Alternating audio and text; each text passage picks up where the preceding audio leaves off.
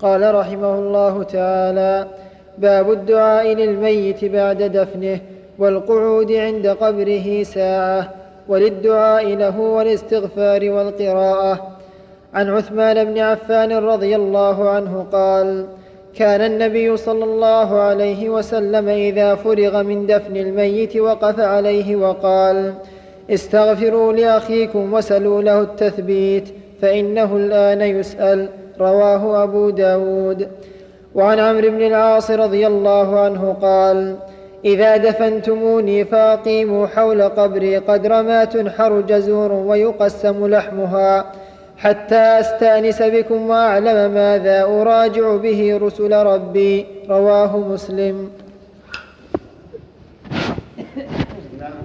قال المؤلف رحمه الله في كتاب رياض الصالحين: باب الوقوف بعد دفن الميت والدعاء له والاستغفار له. وذلك أن الميت إذا دفن فإنه يأتيه ملكان يسألانه عن ربه ودينه ونبيه.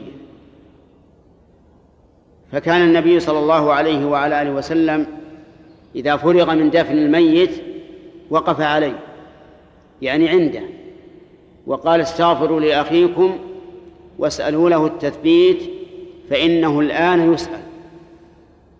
فيسن للإنسان إذا فرغ الناس من دفن الميت أن يقف عنده ويقول: اللهم اغفر له، اللهم اغفر له، اللهم اغفر له 3 مرات، اللهم ثبت، اللهم ثبت، اللهم ثبت 3 مرات.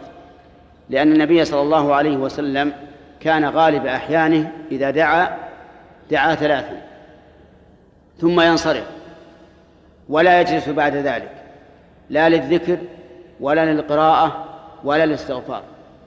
هكذا جاءت به السنة. أما ما ذكره رحمه الله عن عمرو بن العاص رضي الله عنه أنه أمر أهله أن يقيموا عنده إذا دفنوه قدر ما تنحر الجزور، قال: لعلي أستأنس بكم حتى أنظر ماذا أراجع به رسل ربي، يعني الملائكة. فهذا اجتهاد منه رضي الله عنه، لكنه اجتهاد لا يوافق عليه، لأن هدي النبي صلى الله عليه وعلى آله وسلم أكمل من هدي غيره. ولم يكن النبي صلى الله عليه وسلم يقف أو يجلس عند القبر بعد الدفن قدر ما تنحر الجزور ويقسم لحمها، ولم يأمر أصحابه بذلك.